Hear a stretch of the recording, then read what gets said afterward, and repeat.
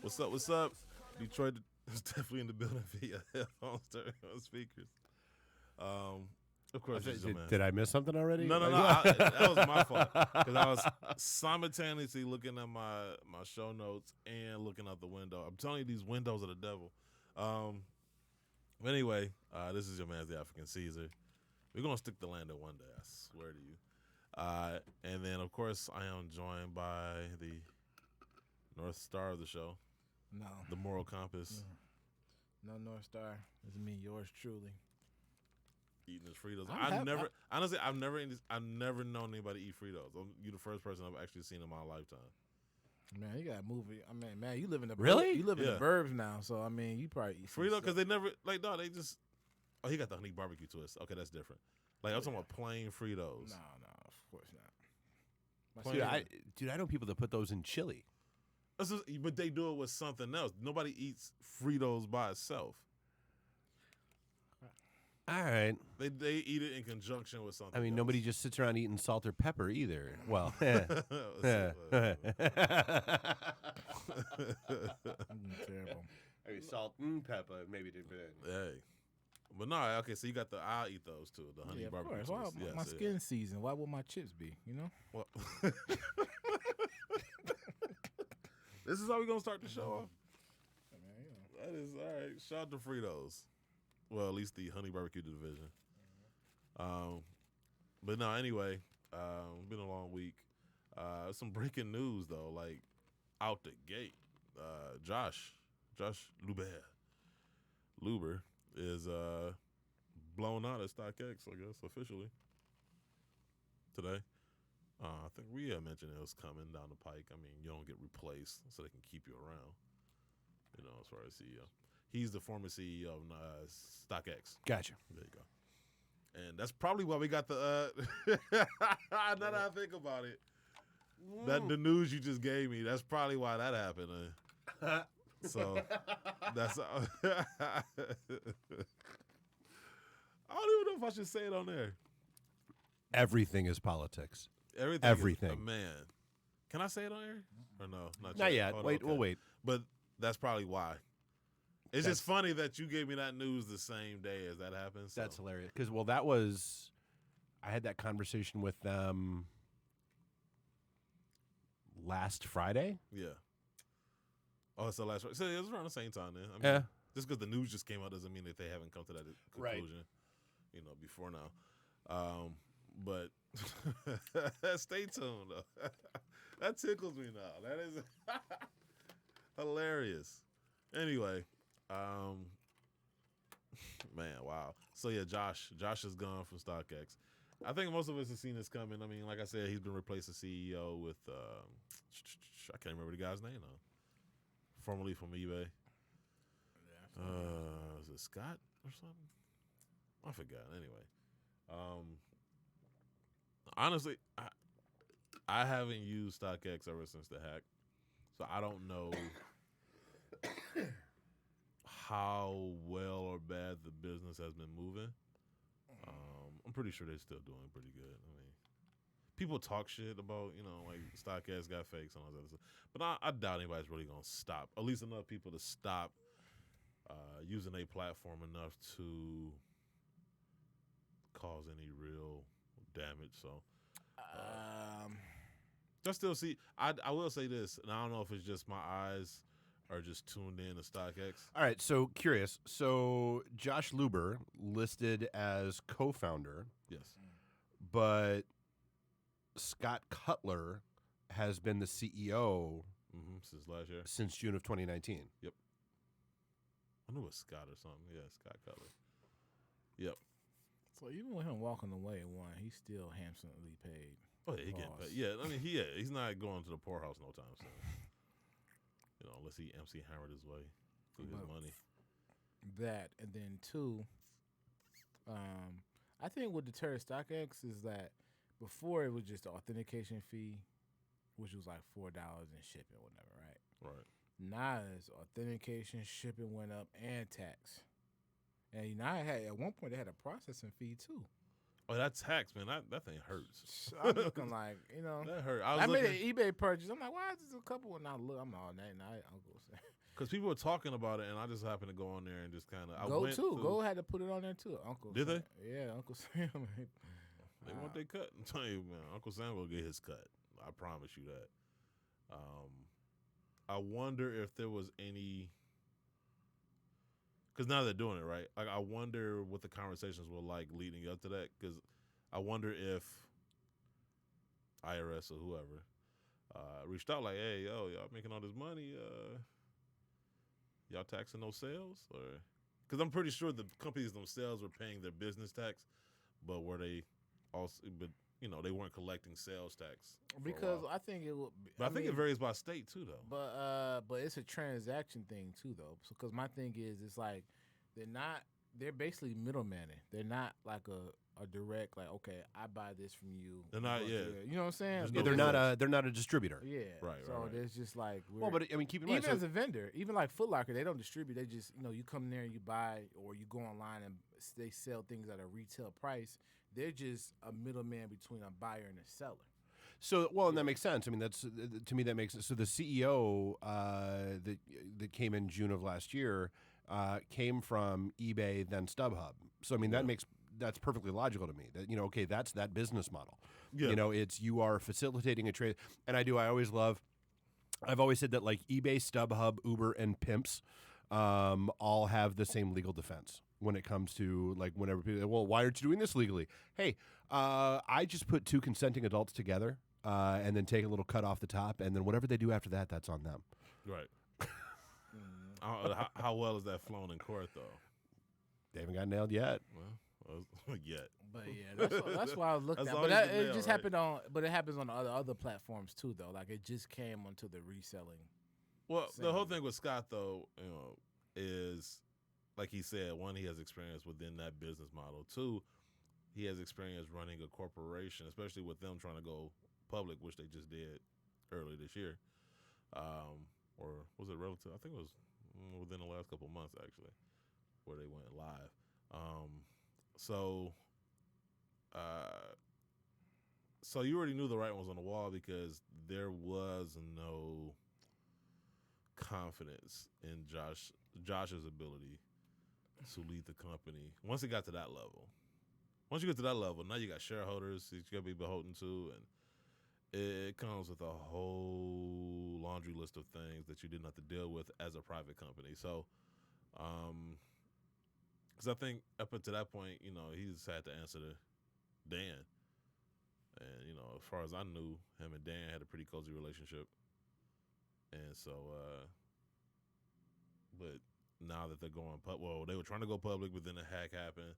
And you already know, like, if you're trying to roll out a new stock or IPO, last thing you want to do is have bad headlines because you want the stocks to start off strong. So that pushed everything back. And then even with COVID, their response to that pushed it back a little bit too. But at that point, Scott was the CEO or not. And they were kind of using Josh as like a figurehead. Like he was still going out there making speeches, kissing babies, shaking hands and stuff. But I guess, I don't know. And then this is what I will say, and I try not to get too personal with it, but my run-ins with Josh is, dude definitely, I ain't gonna say, talking to people and having my run-ins with Josh, there is some ego involved. But I guess that goes par for the course when you go on that level. But there's definitely a lot of ego involved. So I don't know how much of his ego would have allowed him to, like, this is a company that you co-founded, and now it's being ran by other people, and you don't have as much power to say in how the business is ran. I don't know if I could have stayed there either. I mean, that's the reality. I mean, and that's one of the reasons why, like, we've stayed away from venture capital and all that crap. Like, once you take cash and you give up some of that control, Well, I mean, in his case, it wasn't even like I give cash for control. Like, they were just like, no, like, you're out of here. Like, but I mean, then again, that is cash and control. But without them, yeah, that's true. You don't have that problem. Right, because, I mean, Dan Gilbert was able to make that move. He was like, yo, you got to take a step back, And so, I mean, I don't know what the breakdown was as far as interest, but Oh yeah, Obviously, I couldn't find. Did a quick search. I couldn't find any like you I'm know. pretty sure Dan Gilbert had the lion's share. Go figure. Yeah. So, so they gave Josh the back seat, and he wasn't comfortable in that back seat. Somebody else driving, especially a car that you built. So can't say I as somebody with an ego myself, I can understand. So, so like, if all of a sudden somebody bought the podcast and then told me I couldn't host no more, but you can run sound, like, I'm gonna feel some type of way. I'm like, okay, cool. Yeah, but I mean, if you were making what he was making, because he always complained about he don't be around with his daughter. It was not on your terms, but you're you want to be home with his daughter. Like spending more time with his daughter instead of traveling. Like one thing he enjoyed about not being in that function. Okay. I'm just. No, I mean, that's I'm just saying admirable. it's easier to take a back seat when. From what I know, he took advantage of all that. Oh, if there's enough commas, yeah, I'm out. Yeah, I'm good. The back seat is Because internally, you hear a lot of people say that like a lot of things got bottlenecked because he was such a micromanager. See, that can be hard. Yeah, and then he was kind of. I mean, first of all, let's be honest. Josh was not really a sneaker person. He saw the money that was to be made in sneakers and took full advantage of it. But he was not a sneaker person, so he was playing a persona. Josh was not a. Well, so he was more about the platform and not the product. I mean, that's perfectly fine. No, that's fine. I'm just saying, but like he was out there portraying this. Oh well, I mean, person, and it was you kind of got to put on that act. I know you have to, but it's just annoying because if it annoys me when this YouTuber does it, it's definitely going to annoy me when this venture capitalist does it. So, and that's not to disparage Josh. It's just like, I mean, it is what it is. Like a lot of things got. And you are what you are. Yeah. Yeah, and that was the whole thing. That was part of my irritation. I was like, yo, just say you own this company. Like Dan Gilbert doesn't have to pretend he's into sneakers. Like he's like, up front. No. Like, yeah, exactly. Like, he doesn't have to do that. So like you don't have to do that either. But Gilbert also wasn't the face of the company. Well, that was another problem too. That Josh wanted to be the face of the company, which is why he put on that persona. And people were saying that a lot of times, like he was using, like the company to like gain relationships and favors, which once again is par for the course. As if other business people don't do that. It's what you're supposed to do. Yeah, but it was more like I'm using stuff. Like all of a sudden, like I went from not being the cool kid to not owning this company, so now I can use this company to be cool because now I can hang out with this celebrity and that celebrity. And as the saying goes, a lame with money is still a lame. So True. But he was smart enough to build a StockX, and so.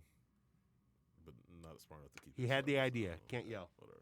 So that is what it is. I don't know. So it'd be interesting to see how StockX moves going forward. Rumor has it he's going to start another startup. What that startup is, I don't know. I wonder if it have anything to do with sneakers. Probably not. I know, because I think people feel like the sneaker game has kind of peaked. I said that a few years ago. And it's I told you I was always worried the bubble gonna bust when everything started becoming. I'm looking forward to the about bubble morning busting. routine, morning values, and everything else. I mean, it's kind of has a little bit because, it's hanging on a little bit, but to me, it feel like a quarter is drastically. A lot of stuff is on sale. I mean, it's hard to tell because the pandemic kept people in. So when you came outside, everything sells now. Everything sells. Like there's not a retro Jordan on the shelf. It'd be interesting to see though how things move going forward. Because, like look at those China 7s that dropped last week. Man, did anybody get a pair? Because I swear to God, I seen more pairs on StockX and GOAT and Stadium Goods and all these other resale platforms than I seen on anybody's feet. Man, that's the part of the sneaker game, though. And I think that's a problem. If you're a brand, there's more shoes on shelves. I don't care if it's a retail shelf or a resale shelf. If there's more shoes on shelves or online than on people's feet, that becomes a problem. You might be happy that it's sold out of your warehouse and your inventory, right? But that's going to have some type of residual effect because what people are going to do is they're going to be like, okay, you know what? I can't get my hands on this shoe. So I'm either not going to even bother with sneakers at all, or I'm going to find a brand that isn't as overly hyped and just settle with that. And I feel not only that, but they might go to they'll go to other avenues, or they'll go to the resale market. That's how the resale market was birthed, was because of. But that's what I'm talking about. The resale market is getting to the point now. It's like, yo, like it's becoming. I mean, it was already ridiculous, but it's just like at this point, it's just like, man, y'all taking things to such a degree to where you making people that love sneakers don't even want to deal with it anymore. I find myself being like, it used to be a time where it would be like, okay, I want this shoe so bad, and I would, scour the internet looking for the best price. Now I don't even care. I'm like, you know what? If I can't get it for retail, I just don't need it. Like, that's where I'm at now. Like, I don't even care no more. I'm like, yo, like, there's plenty of other shoes for me to go after, because we already know, like, there's other not as hyped shoes that people aren't thinking about. Some older shoes that, haven't been re-retro that are out there. Some, like I said, less hype sneakers that people aren't. Yeah, I can't even get my Jordan collection, like, replace things that are old or beat up or soul separated or I can't find, or I simply want it, was because after The Last Dance, the prices on the Jordans are ridiculous. Everything's ridiculous. So it's just like, I mean, I'm luckily, like, other bronze I missed out on, I can go grab, or other little stuff at retail I've been caught on sale. So it's just like little things that I was like, okay, I need this, filling this in, and like just getting other things that I wanted, or you know what, I didn't give it enough thought, but since Jordan is not on my mind in the forefront, let me go look at other things like you were saying. But luckily, I have enough passion. It's not about I'm going to look. I know what I'm going to look for. Right. Okay, Zoom Flight 5s, these Air Turbulences, the Viz Zoom Up Tempos, Up Tempo Maxes, like Penny 2s and Penny 3s, like all those different things. Like I have a genuine like for Answer 3s, so I got Answer 3s. But it's just certain things like, okay, yeah, this is what I'm going to look for. And I'll be on there. My friends are like, you be on eBay all the time. Or here, I'm like, yeah, because I'll be looking for the best deals. And I be wanting a pair of Kobe's, man. I got a pair of Kobe 4s, but like the Kobe 5s, like I saw a pair for $300. I'm like, yeah, I might do that. So my dude Dave that, but I'm looking like, it's just I shouldn't have to pay that for that shoe or what it means. You know what I'm saying? So it's gonna come a time where the thing's gonna drop, and you're gonna be able to get your collection like what you want it to be. So we'll see. I mean, that's why I'm hoping for the bubble busting, because it's like, okay, once that happens, all the hangers on evaporate.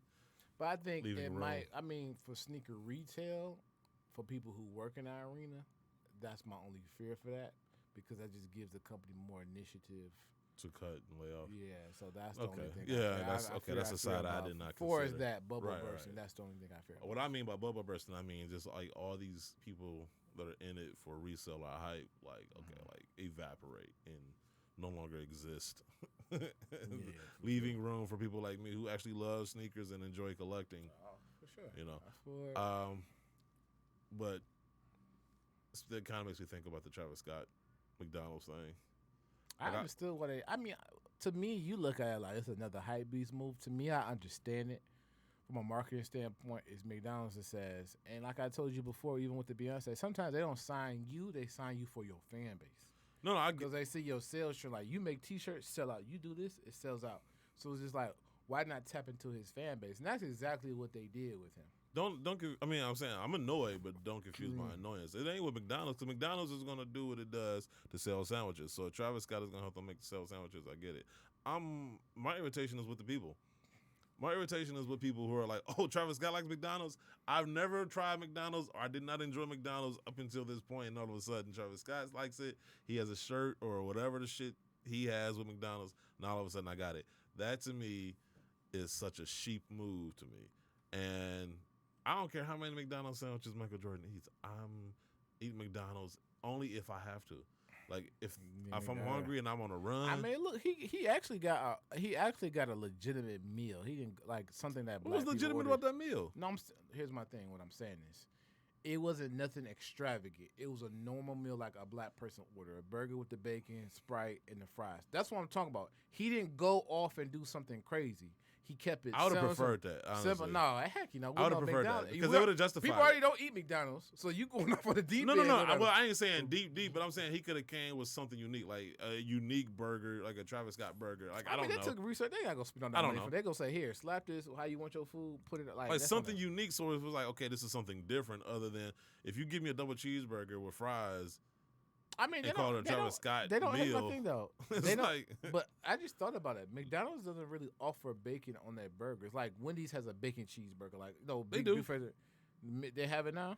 yeah, they've been doing it. That's what I'm saying. Like I was just kind of like, Oh, because when I looked at it, I never seen that on the menu. I've never ordered it because I usually stick to the nuggets and the tenders, and I I think might- maybe that's what people trying to get people to order more of that type of sandwich. I but- might get a double cheeseburger.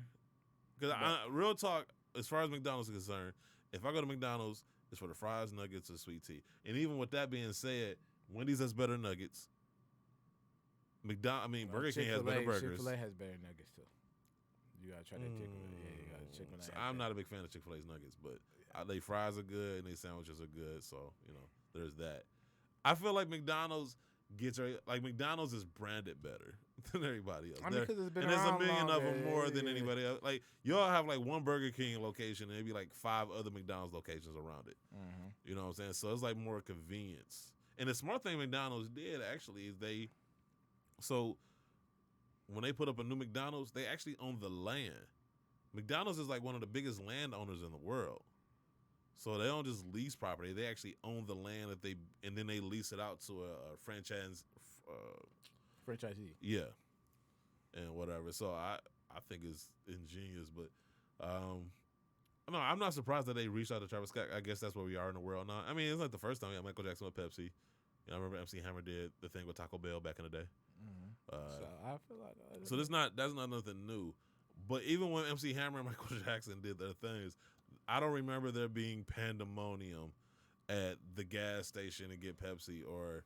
Well, I mean, commerce is way more bigger Taco now. Bell. Hype is more bigger. There wasn't social media around back then. You know what I'm saying? No, that's So- true. That's true. I'm so just I even just- still just like that, like really. And it's like I see people flipping McDonald's employee shirts for like $400, and I'm like, bruh, I'm out. It's like, I'm surprised. I'm good. I'm so this good. is where it's I come am avoiding McDonald's for the next month. I don't want nothing to do with from. I McDonald's. don't really eat there anyway. I don't either, but I'm making it a really point to real. avoid it though. Because even with that being said, McDonald's, like, it depends. Like, if I'm on the road and I'm hungry, first thing I'm thinking is like, okay, is there a Wendy's around? Like, is there? If McDonald's is the only thing around and it's convenient, okay, cool. I'll run through McDonald's. But if I can get a Whopper or if I can get nuggets from Wendy's, I'm there. That's just my thing. Their food is fake to me. Like I was reading the Well, article, all like a their little food bit is fake. You know what I'm saying? Yeah. Like you don't even have to try to have. Oh, McDonald's! I hate when they say they got 100% beef. I'm like, bruh, I don't know about The that. fries are sprayed with something to make them look golden brown, not even 100% potato. Like It's like, bruh, that was just crazy. Like I don't know about that McDonald's, but no, I'm more mad at people like just falling for the okie doke so easily. Like it takes nothing to sell you on something. You can just insert said celebrity's name and people just go crazy. And it's like, I mean, we can't. Okay. We can't be mad because that's how we got on the sneakers with Michael Jordan and Brian and Kobe, KD, whoever, and then like even with music. So with Shine. but you actually Johnny had to Puff- do something though. Like Michael Jordan actually played good. It wasn't like just. I mean, Michael Jordan. people, even though you might not care for him, but some people think Travis Scott makes good music. And Travis Scott makes good music, so therefore I'm gonna go buy his CD. Michael Jordan was a good basketball player, so therefore I'm gonna buy his basketball shoes. But people, But Michael Jordan didn't always translate over to everything. Like Well, everything people did it Michael with Jordan did. Like McDonald's, I didn't go buy Hanes just because Michael Jordan said I've never eaten. well, Wheaties. not you. I'm just saying, but in the grand scheme of things, Right. those things work because the Hangs, the McDonald's, he did McDonald's commercial. I mean, all NBA players. But now that, like I told you in 2014, that the entertainer's a new athlete. Now they're not really going for ball players like that. Not every ball players in the commercials were getting replaced by rappers. So No, I agree. You're right about one thing. Finally. you sound crazy. Oh man. Oh, you know what? We got some phone calls I did want to get to. Hold on, let me look it up. I keep saying I'm gonna do it like every week, and then every week I forget. So I have yet. It's funny too because I haven't even screened this phone call. So for all I know, he could be like something unsavory or raunchy. Let me turn it all the way up.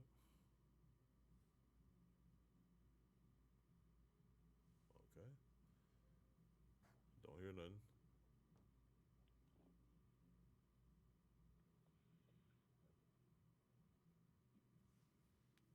This person ain't gonna say something. All right, well, that person had nothing to say. They left like a minute and a half voicemail and didn't say a word. Okay.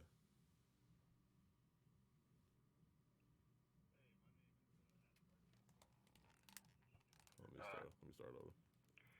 Hey, my name is At Carsley. I'm calling from Grand Rapids, Michigan. I was just wondering, what do you guys think the future of Yeezy is going to look like? Like, do you think that Kanye is going downhill with his releases, and like with the Zion's 290,000 pairs worldwide? Do you think he's just going to mass produce them and continue to sell out every time, or do you think that he's going to try and go in for more limited releases in the future with worse and worse colorways or better colorways?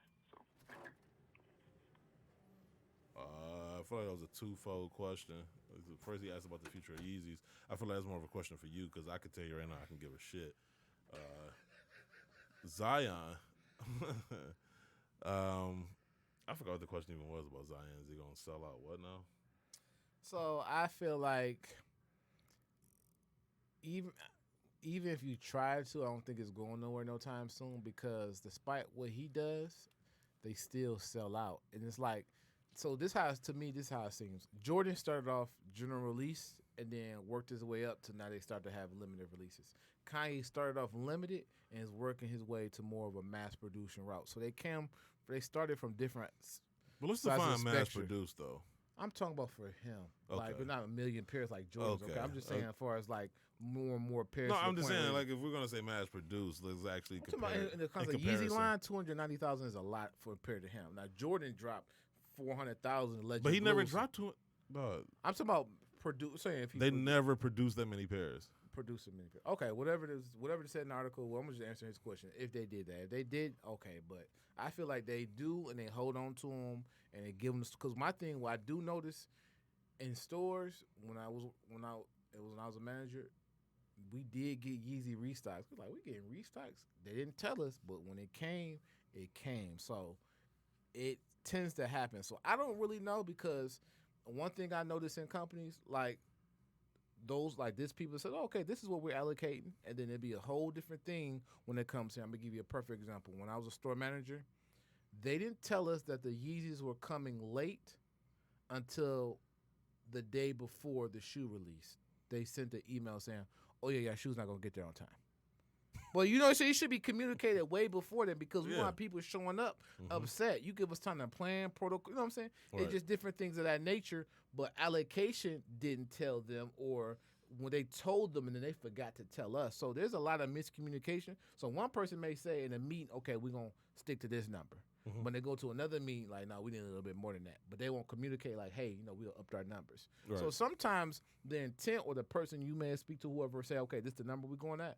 But when shit hit the fan, it's always something totally different. We know that when we're trying to, the first conversation you had with them, then the conversation we had right before the trip, it'd be so totally different. So, I mean, it happens with companies and things of that nature. So I think they're going to see in it, they're going to take advantage of it and make it. I don't see it's going anywhere because I ask people when they come in the store, I'm like, I like them. I'm copping more pairs. So it's just like, and now they're getting them for their kids. It's like, and I told you this would have happened with the Yeezy boots. When I was, I'm like, people are, now that shoe didn't sell it the first day, but people was coming for that 2 weeks every single day in the store and buying it. Like, it felt like Jordan's back in the day. Like, if you didn't make it that day, it was all right. As long as you came the next 3-4 days, it felt like that, just seeing people do that. I'm like, wow, old lady. I think I took a picture. Old lady trying to Yeezy boots. I like the salt color. Let me get those. Like, it had some reminiscence of that.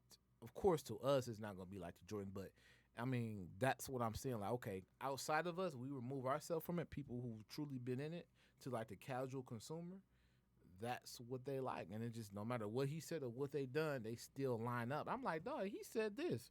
Yeah, but his shoe's still cold, or such and such James Brown kicked his ex-wife, and y'all still play his music. So, I mean, but from me seeing it from a retail standpoint and asking and interacting with people, it's going to take a minute for it to slow down, but I thought it should have been the things he said.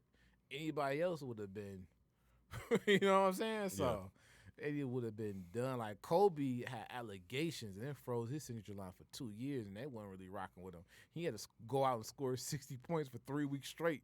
Well, you know what I'm saying? Like everybody else had to really do damage control. You know what I'm saying? Right. So it's just like, and he has it. He could talk reckless, and come Saturday, hey, gone. I don't get it. I don't get it.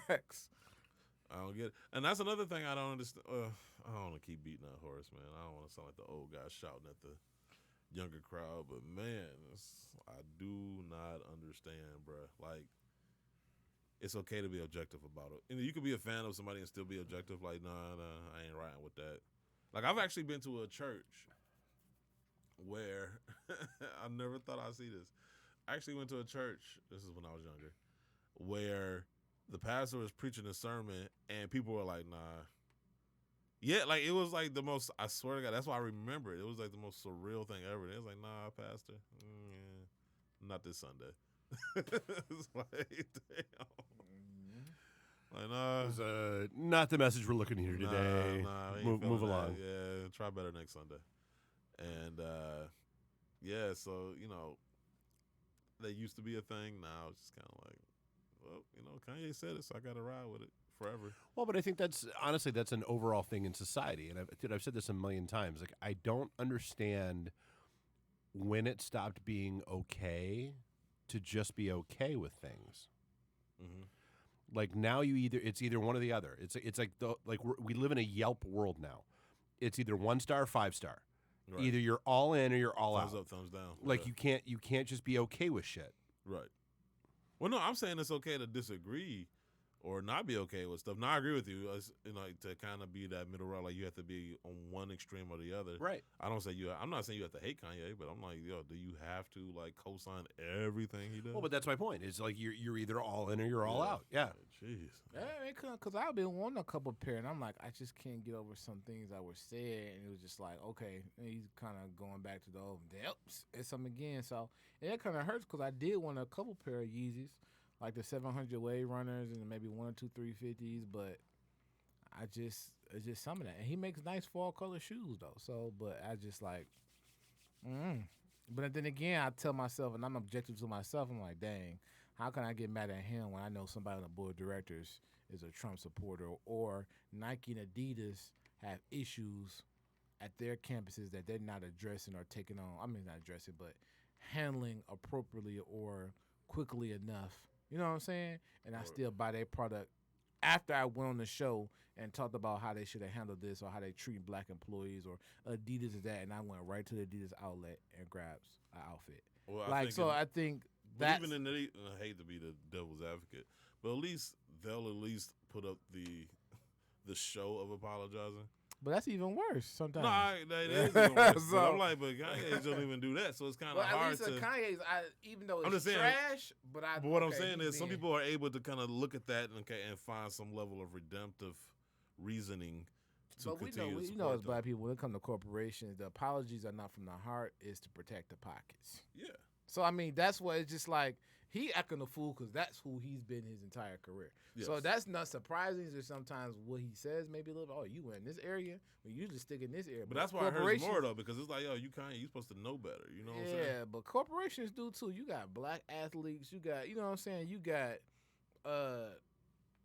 got Nike, you got Bron and Kobe doing all these other things. Rest in peace to Kobe, or all these other athletes pushing these racial injustice and all these things, right? You know what I'm saying? The dude leaving LeBron meeting got racially profiled, got to eat his lunch by himself. Or please don't confuse me saying that he should know better as giving these brands a pass, because it's not. You right? They should know better. Like, as a grown ass individual in this country, you should know better. However, you know, I go back to, like, Kanye. Like, so you look at how he started off his career as a black man from Chicago. Like, dog, there is no excuse for you not to know, or for you to talk with the ignorance that you do. Oh, no, that's my biggest thing. It's not so much you say is that at one point in your career you stood. But you still with the people. Actually, Joe Budden had said this on the song when he was dissing Drake. He said, you became a poster child against, you now became a poster child against everything that you stood against before. Yeah. And that's exactly so. That there's a I don't know if you ever watched Futurama. Yeah. Yeah, I used to. So there was a great. Well, Like I mean, it's George not on the air Jetson. anymore. There was a great scene in Futurama where Fry was cheering for Nixon. The head of Nixon, and because he was all this we're going to use poor people for gravel and that kind of stuff, and Fry was cheering, and Leela looked at him. She's like, "What are you doing? You're not rich." And Fry goes, "Yeah, but someday I might be, and then people like me better watch out." I feel like that's that entire demographic. Like Yeah, man. I need to find that episode and pull that clip. That's sums how it up. Republicans get their people to vote for them. Yeah, you might That's be rich exactly. one day. So. Yeah. Why our whole policies are to why you strip keep buying those lottery tickets, and hey, it might work out for you. You might, yeah. Do you want taxes taken out of your check? No. So take it out of ours. And until then, get to work. But yeah, I don't know. That's ugh. Anyway, to some better news. Oh man, so your dog can now wear Yeezy inspired sneakers. There's a brand out there that actually let me see if I can find it. There's a brand out there that's actually making. First of all, why do dogs need shoes? Yeah, don't ask me. No, nobody answers. Okay. No, I'm saying you don't ask me. You already know why. I feel like the dog community, people who have dogs, I feel like some people take it as if they're really a family member. Like they'll cut off their parents for their dog. Like, you know what I'm saying? Like I've seen you really, you know what I'm saying, crazy. Like they'll be, and you kind of seen it with that Michael Vick situation. Like they wanted his head on the silver platter over some dogs he wasn't even there for. But same thing when something happens with something else is, oh, we ain't see that. Oh, we don't know nothing about that. So I mean, I can believe it. As someone who had a dog, our family had a dog before she passed. Rest in peace to Cece. But I can't. It's still a pet. You give it some human love, but it's still a pet. But some people just take it a step further. Now, if you use a service dog, I can understand you have that extra admiration because it helps you. No, dude, I'll probably fight you on that one. What? Dude, like especially like cats, I couldn't care less about. I had a cat that just died, and it was like no big deal. But like, dude, like my dog died that was 15 last year. I went on a bender that I don't think, dude. I didn't even go on a bender like this after my divorce. Wow. But my dog died, and like, dude, I drank a bottle of bourbon in like 2 hours, and then invited everybody over to my house, and then kept drinking. and it's like when like memories surface with them and that kind of stuff. It hits. Like I think, and that's the thing, because dogs are unconditional love. Families are drama and bullshit. Like it's easier for me to cut off family than it would be to cut off a dog. So, look at this picture, and then send it to Dave.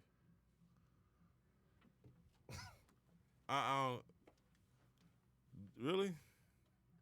They run everything, bro.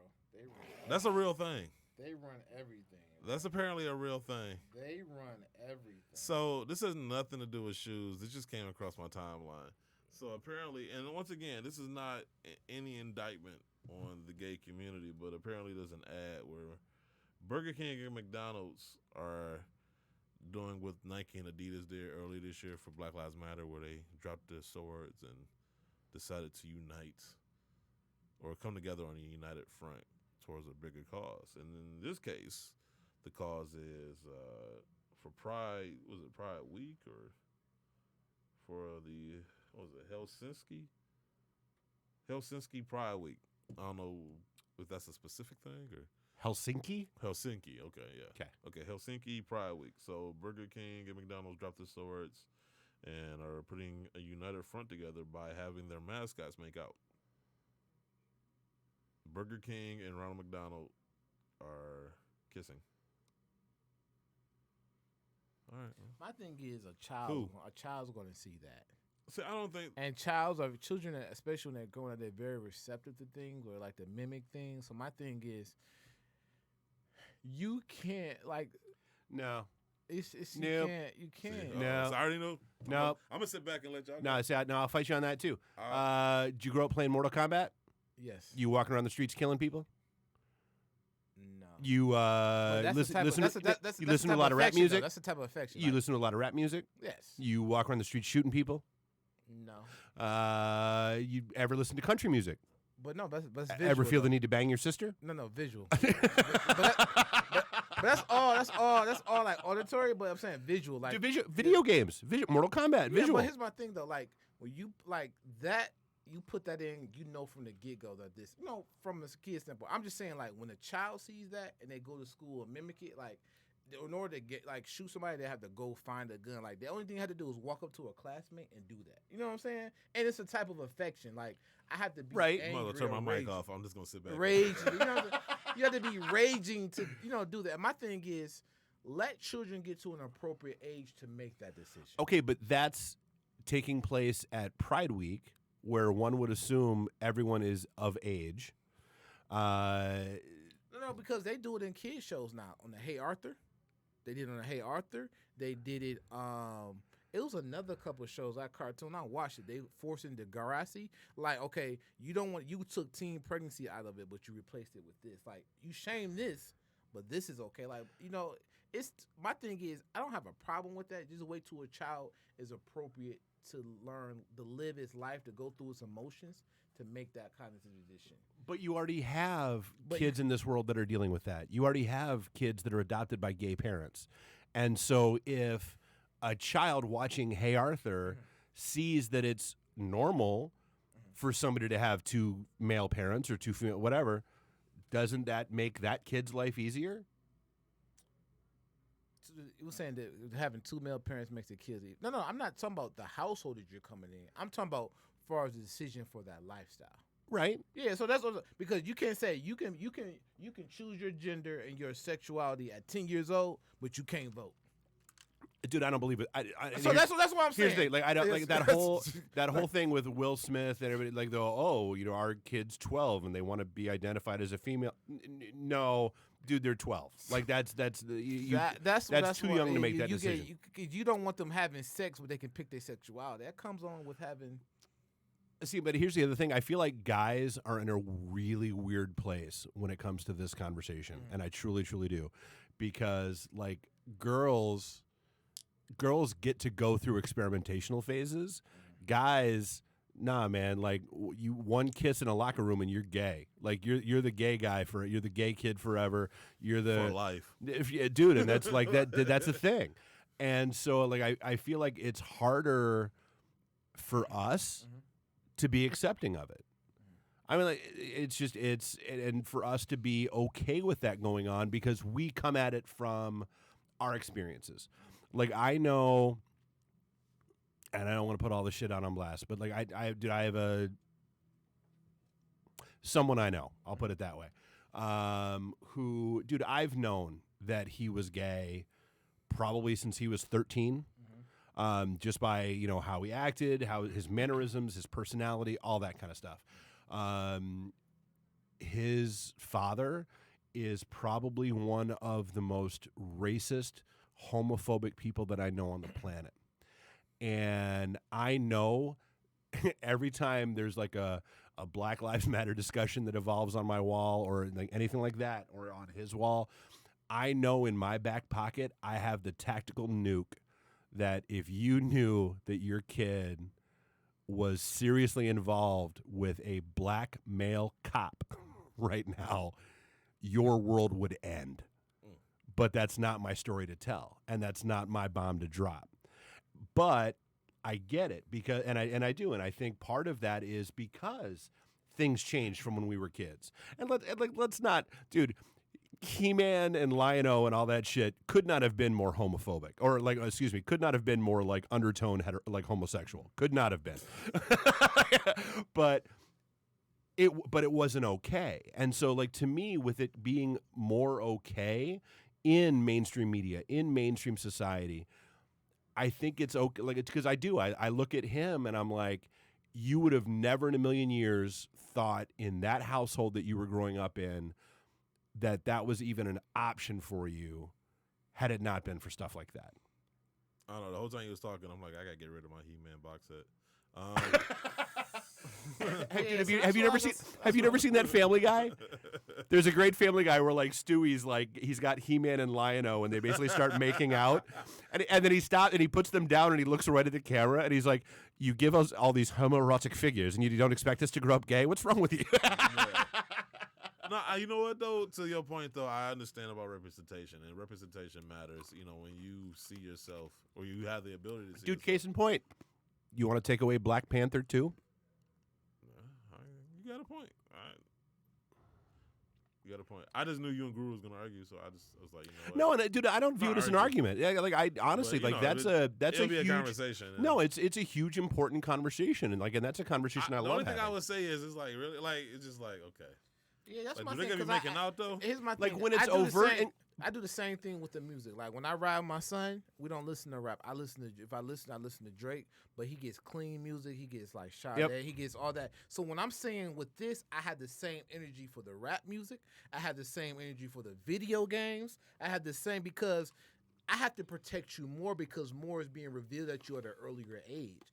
Just like the same thing where the sneakers, like I have to give you nostalgia. I have to go on eBay and buy you old shoes. So when it does come out, you have some fulfillment. You're not just walking past it as just this a lame release. This, you know what I'm saying? I have to do that. I do the same thing for that. So I had the same approach across the board. When you get of age and you say you want to make decisions, and so be it. I can do it. Like I've managed people who are from the LGBT community. I have a friend who, when we were back at Red Lobster, people thought he was a little bit, even when he came out and his lifestyle changed, I treated him no differently. You know what I'm saying? Like, I don't have that fear. It's just like, I want you to be of age to make an appropriate decision like that. But isn't that too late? Or what is of age? Like, I so mean, you like, say 18? No. Like, at least like 16. Like, those when you get into the ages when you can start, like, I'll say 16 and up, like that age. Not, you can't.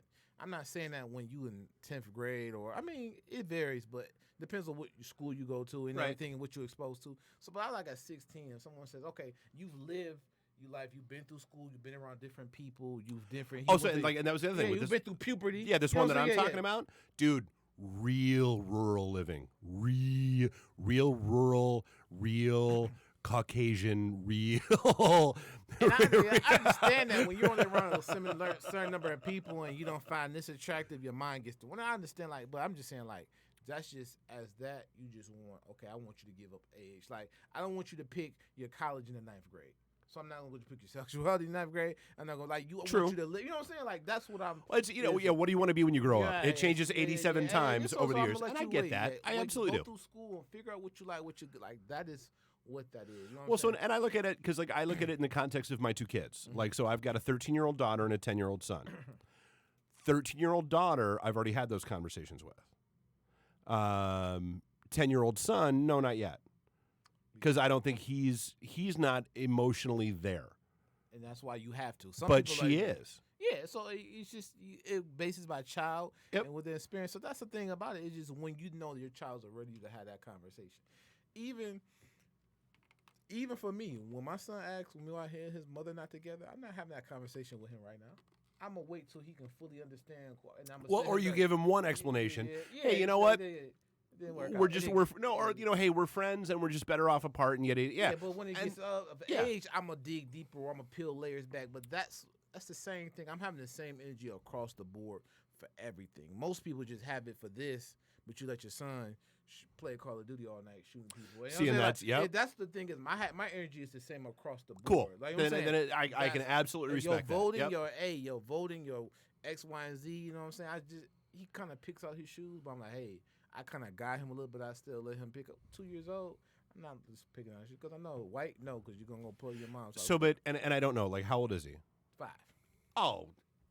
Yeah. Yeah. So because I'm looking at it in the context of like my, like I said, 10-year-old son, 13-year-old daughter. There's only so much of a gate you can put up. Because when you go to school, everything's thrown at them. Yep. You know what I'm saying? So you got to come back home and like ring them out. You Yep. know what I'm saying? Like Oh, a child. yeah. You got to ring them out. You know what I'm saying? So Yep. it's just like, because my thing is, you can't say, oh, they can have this lifestyle, but oh, you're too young to try drugs. Well, no, both of them are a choice. Yep. Both of them have consequences. Depends on what you're looking at. So it's just, just being objective. Because my thing is, you don't want our lifestyle forced on you. Don't force it on other people.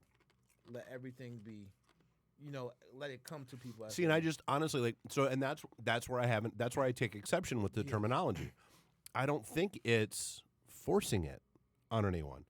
I think it's just it's out there. I have friends who go to work who work in it and they feel like their bosses will say certain things to them, or like when Black History came around, they didn't do nothing, right? But when Pride Week came around, the whole Aquarius was decorated, did everything through festivities, and it was brought to their attention. They got checked and got, they started being attacked a certain way. Or like what was another circumstance when someone was being addressed about something and it was kind of being forced. Or we had this, and this is something we'll attest to, we'll talk off air, but there's been times where those people from that community will be trying to convert other people who are heterosexual and almost to a bullying standpoint.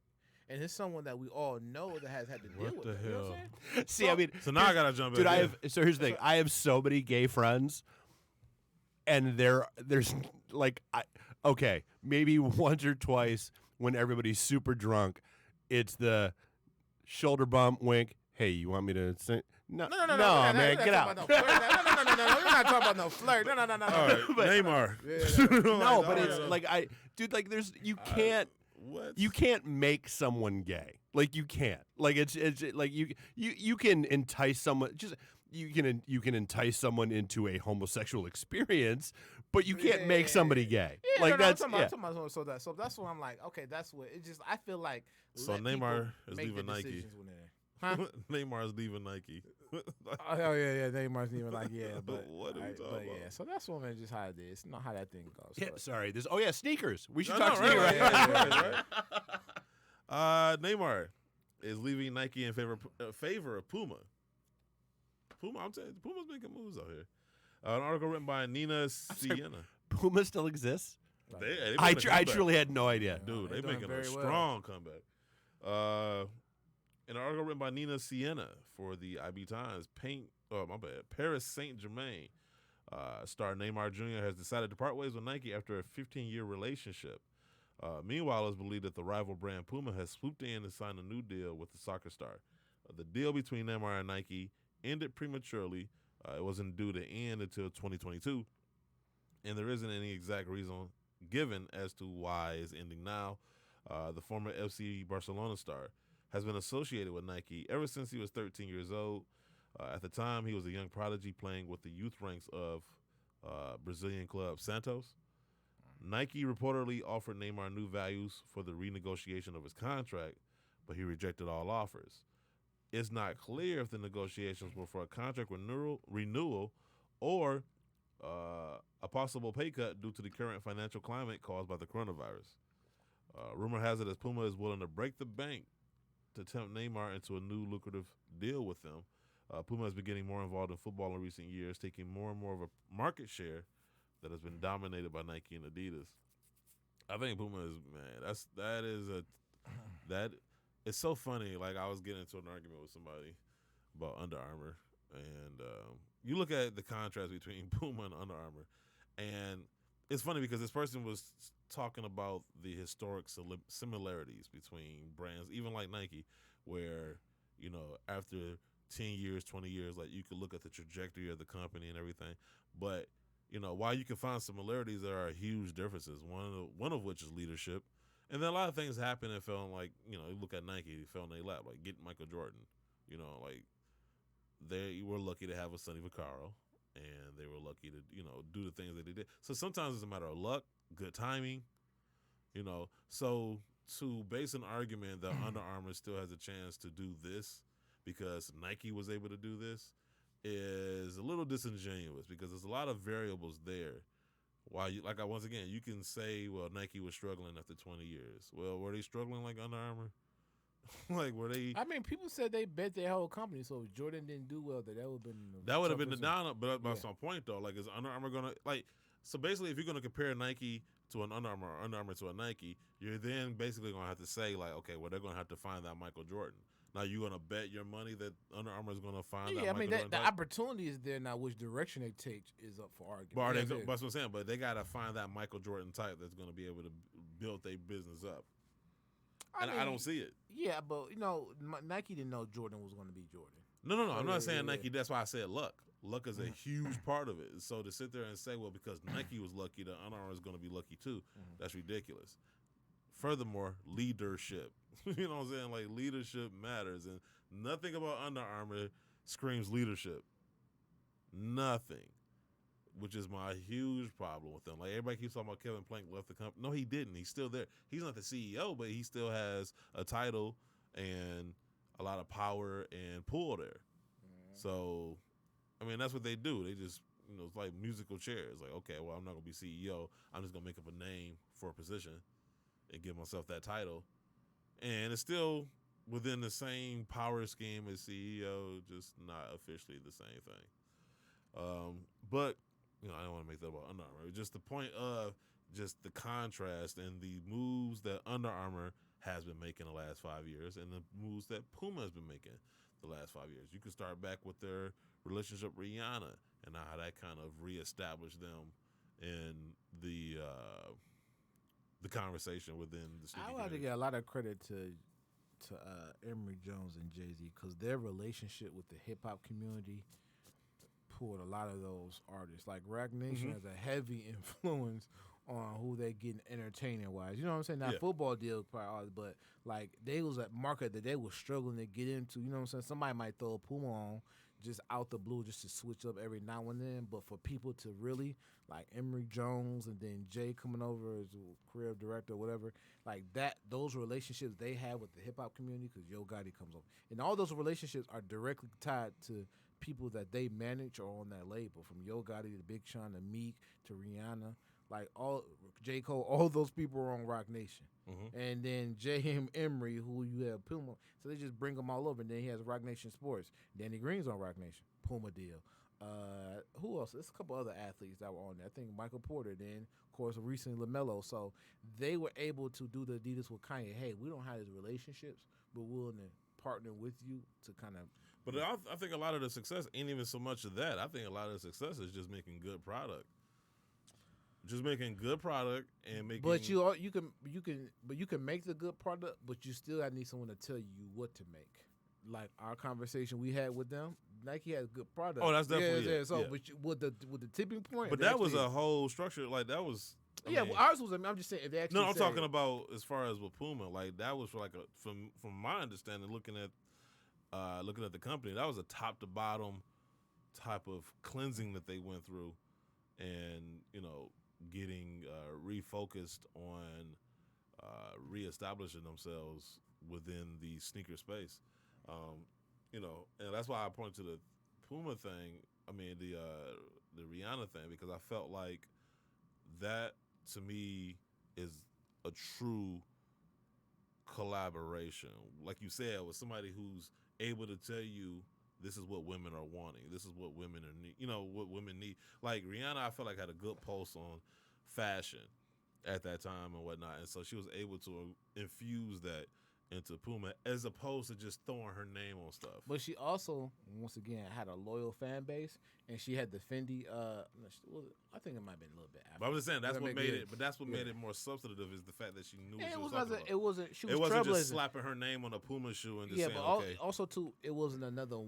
Women were starting to become more of a larger consumer, and then she was the first one to kind of lead a campaign like that. You Right. know what I'm saying? So Apparently, it's just like, Adrian's about to it pop was- by and say hi Adrian. from the show that's after you guys. Oh, so there was no. Okay, cool. There That was you invited to pop by and say hi. there was no one. There was like, dang, she got. You know what I'm saying? Boom. There was no one to follow. Now women say, okay, I got. What's her girl name? I don't want to say. What's her name? It's her last name, man. I don't want to say her first name correctly. So gets Jordan. She got the Jordan collab, Black and Silver Ones. Lily Mae.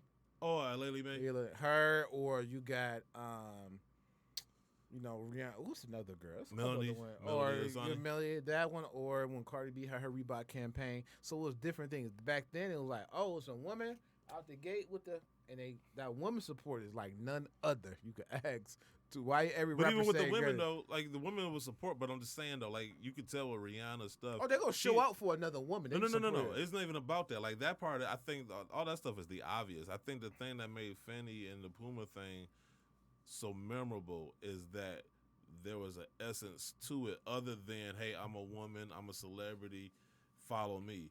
They actually put together good product that spoke to women at that time. And that's what I'm saying. Like, it's not just enough to me to just say, hey, I'm a celebrity, my followers are going to buy this. Or I'm a woman, so other women are going to buy this. She actually put effort into her product. You could tell she cared about her line. You could tell that it was more than just, hey, put Rihanna or put Fenty on a Puma shoe and call it a day. It was actually some thought put behind the designs and put behind the different collaborations that she had with them. And they've ever since then have been putting that same level of effort, I think, into their products. And so when you put together a good product, you may not necessarily need a celebrity or anything else. Sometimes the product sells itself. I think I'm not saying that you don't. I'm just saying not every shoe needs a celebrity attached to it. Some shoes are able to sell in today's themselves. climate, sometimes we gotta look at it, and when you're both guilty of as how we would look at it. No, I'm just saying some shoes. Sometimes I think sometimes you get so focused on the collaborator that you forget that the product still has to stand up. The product still has to live up to being the product. Like, so at the end of the day, the product is what's being sold. Because Travis Scott, no matter how many Travis Scott 6s or 4s or whatever the fuck you got, Travis Scott himself is not going to show up. Them shoes, that's your tangible thing that's what you bought. You bought the shoe. But so even when there's trash product attached to someone, you can get away with that for so long, but keep doing that. Keep Well, doing that and see what happens. In today's climate, that's all you need. I'm just saying, you keep doing it. You keep putting out trash product. At some point, people are gonna get tired of eating trash, especially when people are coming out with quality product consistently. If you got those two things going on hand in hand, you are setting yourself a failure over a course of time. That's all I'm saying. But you can't just lean on that, and that's why I feel like a lot of brands they lean too heavily on the collaborator. They lean smoke and mirrors because that's the consumer. Likes. Right, but we talking about a very fickle consumer base right now. Yeah, so that's what I'm saying. So you have to be aware of that. You still have to be aware of that. Oh, yeah, that's what my thing is. The way you combat that is make what they like, but also make what everybody else in that same thing like. You can take care of them. Like you know what that's called? But you can still drop OG shoes. You know what that's called? That's called balance. And that's what I'm speaking to. Yeah, they don't have that, so that's why. And that's what I'm speaking to. There's no way that Travis Scott 33s. There's more out than the Aaron 5s. There's no way that should have happened. 100%. 100%. But that's what I'm talking about. There's no balance right now. There's a huge imbalance, and that's what we were talking about earlier in the show, like the bubble bursting. And I think that bubble bursting is going to create that balance. It's going to center everything again, because now the only people that's going to be left are people that care about sneakers and care about the culture and care about the community, and on some level care about the industry.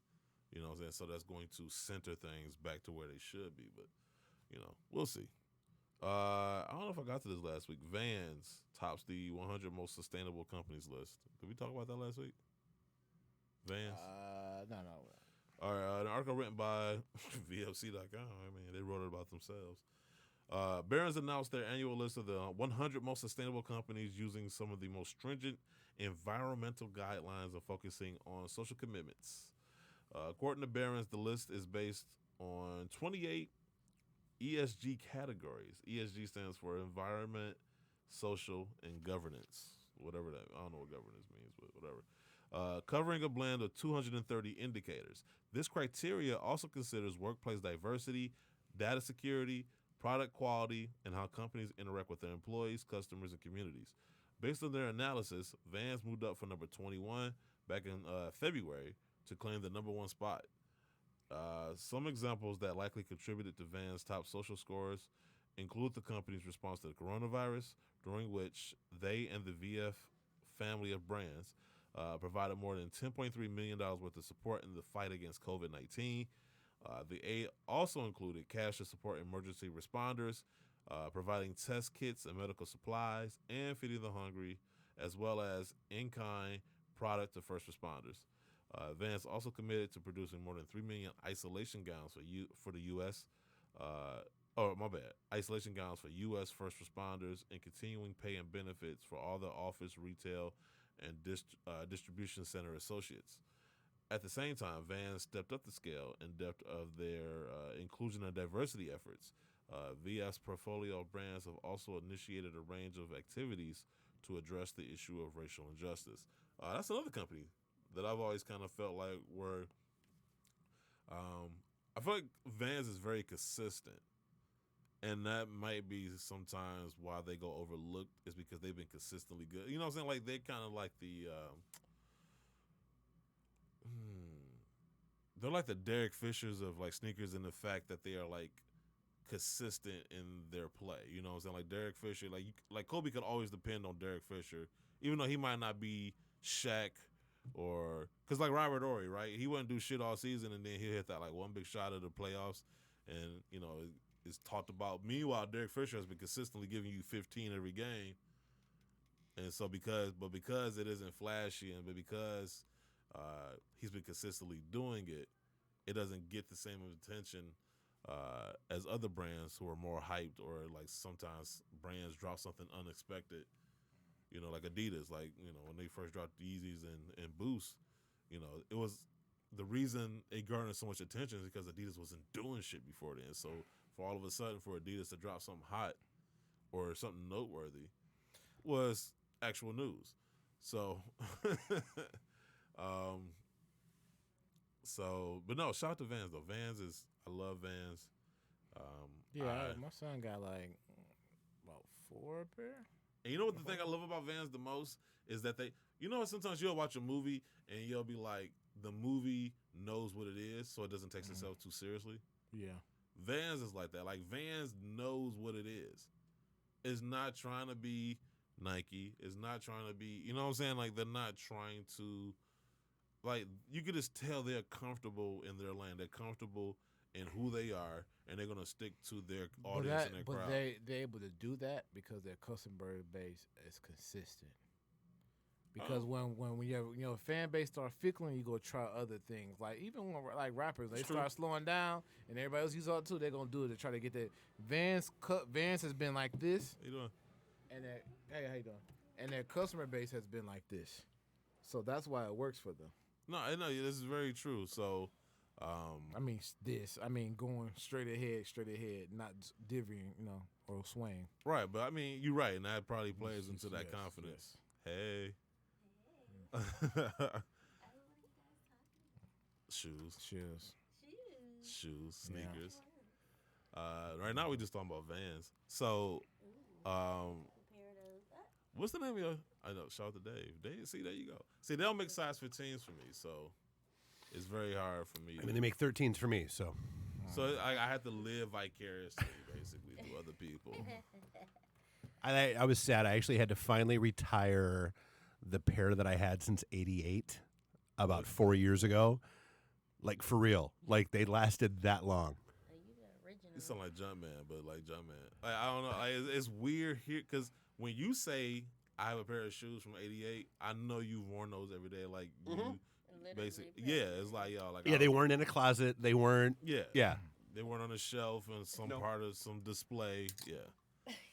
So, like, that's the difference, and that's why it's so funny when who was I talking to?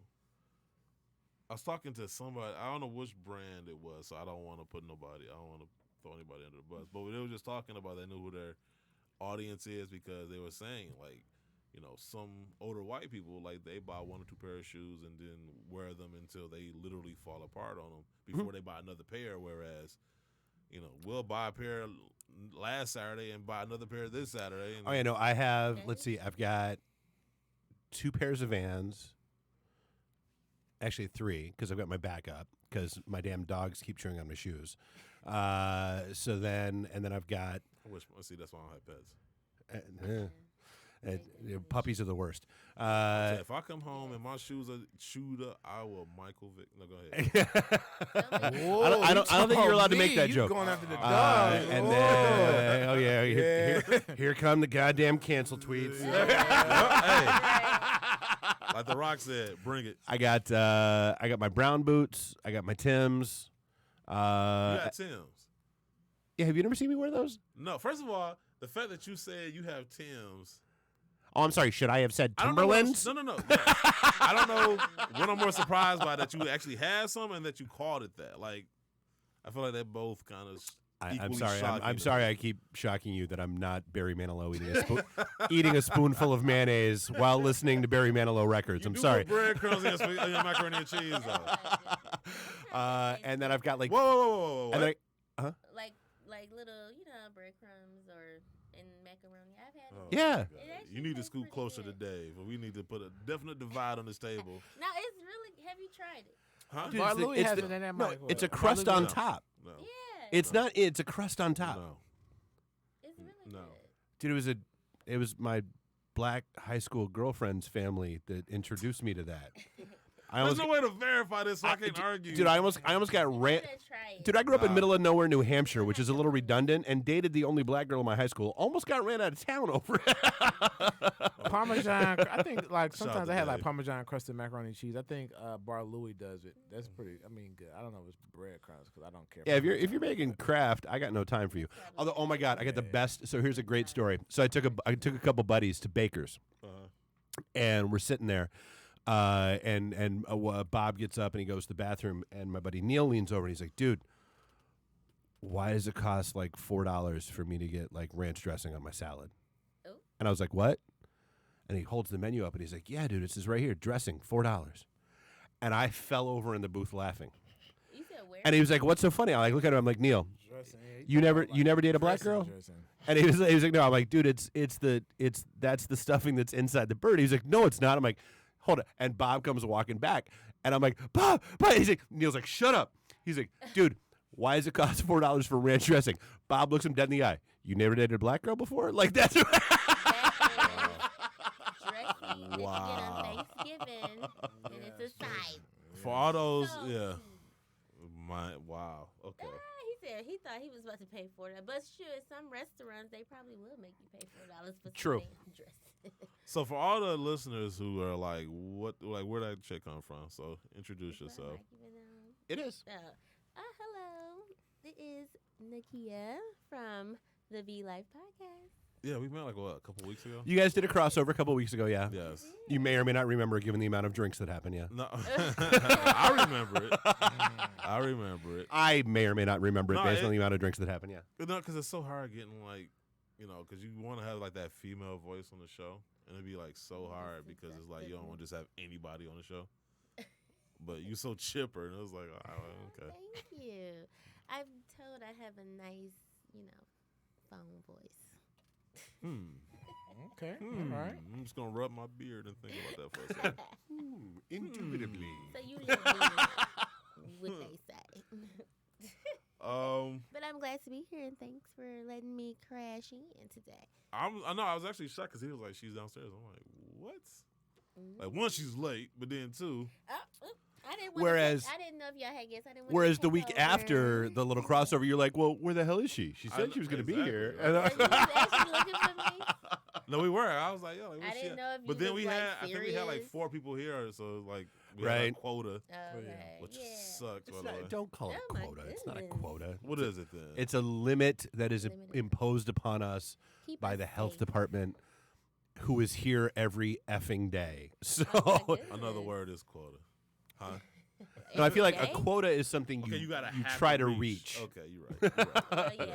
A limit is a max you can have. Okay, you're right. We're you're right. limited up in this piece. We'll disagree on the macaroni, but we'll definitely agree on your definition. I'm just I'm giving you that.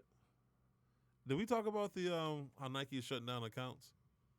Speaking of which, Whoa. before I get into that, because this is what sucks about talking to different employees that work at these different brands because they tell you stuff, and you want to advocate for them, but then you want to put them in a spot where you say anything that could potentially come back to them. But I feel like I can speak on this in a pretty generalized way.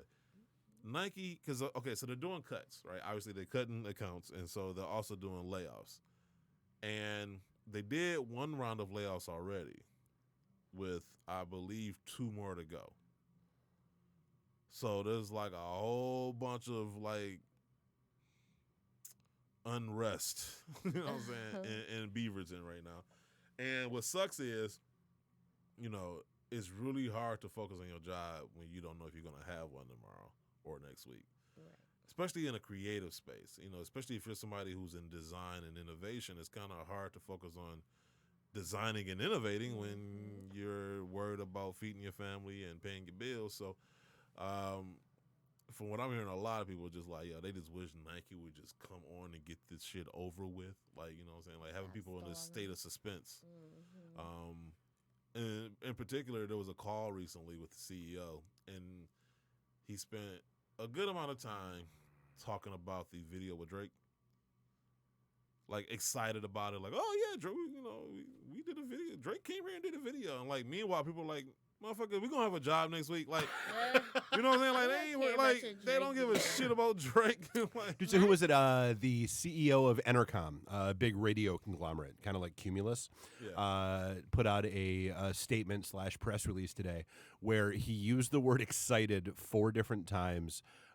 Before he got to the point about they were like laying off half their staff. Yeah. And one of the things he was excited about was the new opportunities that was opening up for all the people that were still going to be working there. I'm like, I have never read, like, that is the most ass backward way of saying y'all that are left are going to be doing so much more work. That doesn't sound like a compliment. Sounds like And a lot of times these companies, this is one thing when you go public, you gotta make sure your numbers look pretty. And what it is, if I cut the jobs, then I can make my numbers go up because I have more revenue instead of that money being used on salary. It can be used to maneuver other things. It's all smoke and mirrors. So it's like I'm willing to lay you off just so it can look like this to some people. Right. And first of all, shareholders, my thing is you gonna sometimes it can backfire because if you cut off the wrong people, then the product starts looking terrible. Then you can't blame it on employees because you still having them home. Well, I think that's part of to a competitor. Well, but I mean, I think that's what always kills me when it comes to, companies should be civically aware. Why? Dude, companies don't have a heart. They have a spreadsheet. Right. Period. End of story. Right. See numbers. And that's my point. And like my whole thing is, I already know they're gonna let people off because first of all, they were gonna let people off before coronavirus. So if anybody wants to blame coronavirus for these layoffs, that's bullshit. They're laying them off because But it's convenient. It's a very convenient excuse. However, they're trying to get lean because they're going more direct to consumers. So of course, that they don't because they had teams of people that had relationships with Foot Locker and different retailers, right? So with those being eliminated, then obviously those teams no longer have a place. And so if those teams no longer have a place, those employees no longer have a place in the company. They're trying to go lean, basically, is what I'm trying to say. And to your point earlier, though, it depends on the position, but a lot of these people with these positions, they have a thing in the contract where they like a no compete. Non-compete. Yeah, so they can't necessarily just jump You ship can immediately. Go to Adidas. Yeah, immediately at least. They got to wait like 6 months to a year, depending on, once again, the position in the contract. But most of the low-level people are going to be the ones Yeah, that's going to low-level, get yeah. taken out, and they probably don't even really have that. and so it's but like I mean the cuts are coming. Like I mean, ahead of one department. Like the people below him still have their job, but the head is gone. So it's like you don't know who was getting the axe. You know what I'm saying? And so I can understand why people are on pins and needles there. And so it's like, just like I don't want to hear about Drake's video. You know what I'm saying? Like, if you ain't got nothing pertinent to my job right now, I would rather not hear it. So what do you think that's gonna mean for other, corporations like Adidas and all these other? I think they're gonna follow suit eventually. I mean, Nike is leading the charge as far as that direct to consumer. I think at some point other brands. I mean, Adidas is kind of up because of the Yeezys. So. I mean, they're kind of flatlining right now. I feel like. Until How Christmas. can I put this?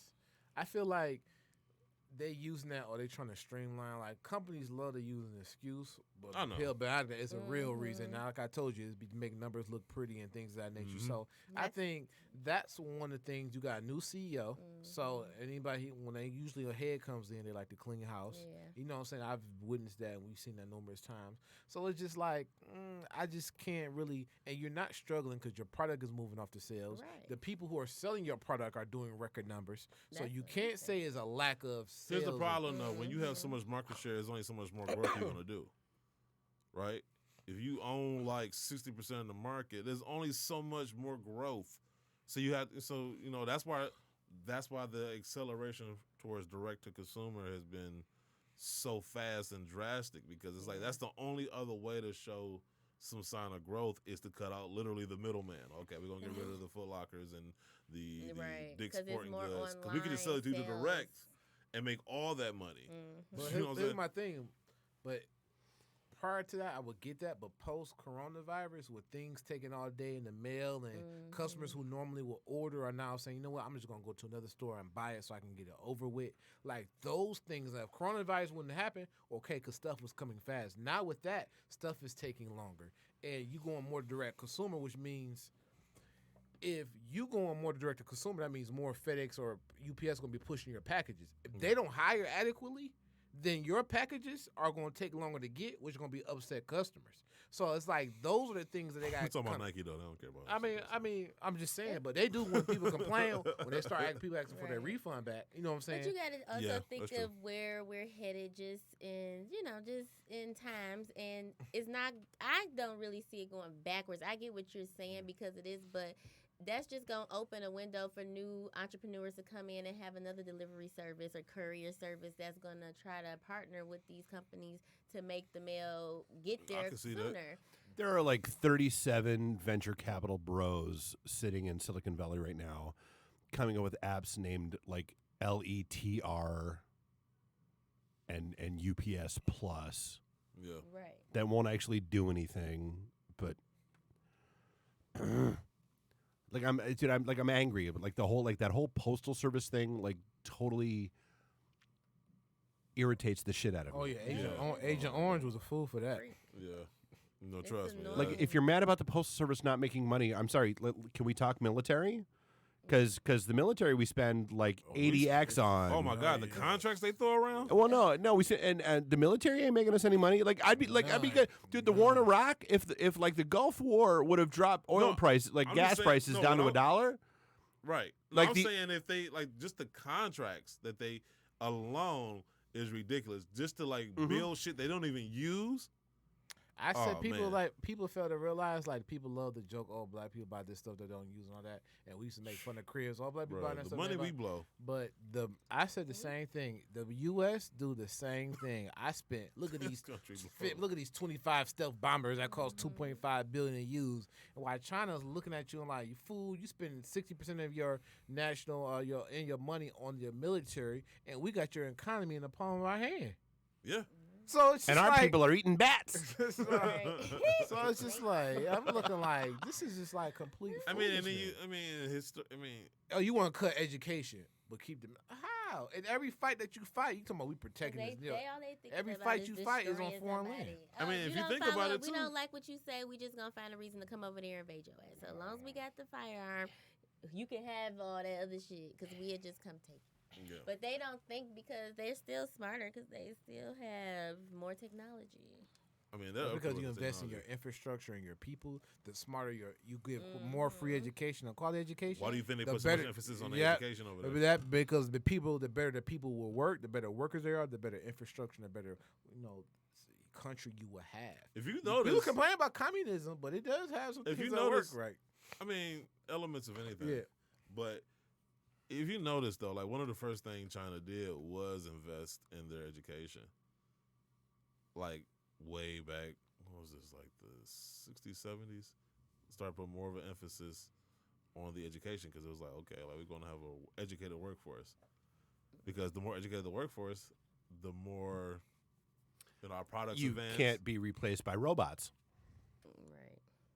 They're making the robots and selling it to everybody else. So But they still Bruh. have population control man. and things of I that mean, look, nature, I'm not so- advocating everything China does. I'm just saying one of the things they understood was, okay, y'all are a bunch of idiots. So you know what? We're going to focus on. Dude, honestly, that's education. why I was happy to do the like Whitmer's thing today. Yeah. Hey, the whole like, if you've been working on the front line this whole time, here's a free college education. Go. I'm down with that. Absolutely. I don't understand why that's not why that's not. Oh, college should be free anyway. Why? Well, but then what's the point? Like But my thing is the institution community college, yes. as Like an institution's really is my thing is it's been more about making money than it is about the teaching. The this increase in point. tuition, yes. At this point, the increase Oh, in yeah, tuition 'cause, and all dude, that, like that is my thing. guess- Is like guess who the chair was on the committee that that like made the decision that U of M was coming back to school in person? The guy that owned the 6 apartment complexes around U of M. Go figure. Oops. Right. Go figure. That's how it works, though. I mean, once again, we talked about this earlier. Extremes and finding that middle, right? Like, so trying to find that middle, because obviously college isn't going to be free. But dude, I don't think you have to find the middle. Like, this is the sad part. Where college is free. You have 5% Not this country. over here on the left that Right. are really effing loud. You have 5% over here on the right that are really effing loud. No, I'm talking about as far as what The college 90% of us in the middle that are truly where the middle is Yeah. are just. Would both of you just STFU? Well, no, I was talking more specifically about college and how it's gone so far into just being for profit. Oh, yeah, dude, well, and dude, same thing with healthcare. Because not only are they for Dude, profit, why are hospitals in such deep shit right now? Because they're not about healthcare. it's about profit. They've been designed for elective surgeries. They've been designed for things. That's they why can- it was something weird when I would hear like a non-for-profit hospital. I'm like, what? Like that sounds like. It Oh should yeah, be for Blue Cross everybody. Blue Shield. Mm-hmm. Yeah.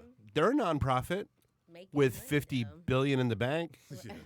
But going back to the college thing, I would love to be that nonprofit. Right. but going back to the college thing is, not only are they about profit, but then they force you to take classes that you don't even necessarily need in order to get a degree. Dude, honestly, I'll go a step down from that. When my nephew, when he was 16, and he's 22 now, so he's already done his first stint in the Air Force and all that stuff. So he's 20. So yeah, this is 6 years ago now. He's always been a motorcycle guy. Yeah. And he was like, God, he called me up and he was like, hey, Uncle Dave, can I come over and like park my bike in your garage and like do some work on it? And I'm like, yeah. I'm like, but why don't you just use the shop garage at your high school? Because like that's what like I'm going like my high school, dude. There were like 3 guys in my high school that like had motorcycles and they were always like working on crap in the shop garage. That was the thing. And he was like, "What's shop?" I was going to ask you that. I know what it is, but we didn't have I mean, no right? shop I know garage. what it is too, and I'm wondering. Dude, I'm like, look, I'm wondering. wait, when the what? I'm like, school when? I'm still like, got a shop. and like, and so like, and I started talking to him. And I'm like, Thank that's you. the problem. Like, so here's the issue: is we've converted our entire society into that model where you have to go to college. No, dude. Because so number one, he's in the Air Force. Number two, he's a journeyman electrician, about to become a master. He is like that. Like that's the shit that kills me. Is like not everyone needs to go to college. Right. Right. Like go to a trade school, go to a community college, go to. Dude, I've already. We've had this. My daughter's 13. I've already had this conversation with her. Go to a community college for the first 2 years That's what I tell and mine, get the too. dumb shit out of the way cheap, Before you Yep. pay that and then high figure price out for that where you bull want to go crap. after that. Exactly. Or if college isn't for you. Like, here's the part that makes me laugh. Dude, at 18, we expect kids to figure out and know what they want to do with their lives. And we don't. You know what's at crazy? 30s So I didn't go to college. I went to trade school. I didn't go to college, but then in the last couple of weeks, I've had at least 3 college lectures. One at U of M, and then another one at University of Missouri Northwest. And I thought it was just ironic that I didn't go to college, and here I am talking to college students about the fields they're talking about getting. I'm sorry, into. Alanis Morissette says what? I don't know. I've heard of her. I'm black, yo. We don't listen You to know all the that song isn't that ironic. You absolutely know. I didn't know. Yeah. I know. Now that you say it, I've heard the song. I just didn't know who she was. I didn't know that was her song. I Yeah. guess. Yes. Shit, see, that's what So I'm I saying. mean, like I said, they've taken the education out as far as the purpose of it and replaced it with, profit. But this is a capitalistic country, so everything is for profit. Nothing. We love transactions. We Well- love, you know what I'm saying? Like, And it That's like- don't start at college. It starts in freaking elementary and middle school and high school. You're not getting really taught nothing. The only thing that makes sense is the math and the science. Basically, you getting taught to take tests and not necessarily be educated. Right. But once again, you think about, the, Caucasian race and other different cultures that they study abroad to get they get probably free education, probably scholarships coming over here. Like it's times I've been in Miami, I done stayed in hostels, and it's exchange students staying there. What's that like? It was actually pretty fun. The hostels? It's a good experience to have when you're young, not Yeah, I was when you're gonna say I can't older. even imagine that. Yeah, and I was even encouraging I'd my be sleeping own with my eyes child. open with a knife in my hand the entire Well, no, it's time. not that bad. You can have private rooms. You can have shared rooms. What did you have? Shared. Look at this turn to Howard Stern. It was a shared room. 3.5 seconds. It was. I saw that curveball. He's like, I'm gonna start with slow clutches. it Like, was a- share it was- rooms. Who share? Who you share with? How did that Speaking go? of Where's breadcrumbs, Bears? Like, boop. Exactly. yeah, ooh, you. We know you. And it was We know you feed pigeons at the park. I know you. I damn know you. I know you. No, I just wanted to know. It was me and my friend, and it was two other girls. One was from Denmark, and the other was Australian. And the Australian one, she was very colorful. She came right in with a guy having sex. First time meeting her. Whoa, what? Woke up to her having sex in the top bunk at the front of the bed. I mean, so college. Basically. What? Dude, this is way more interesting than college. This is why I didn't go.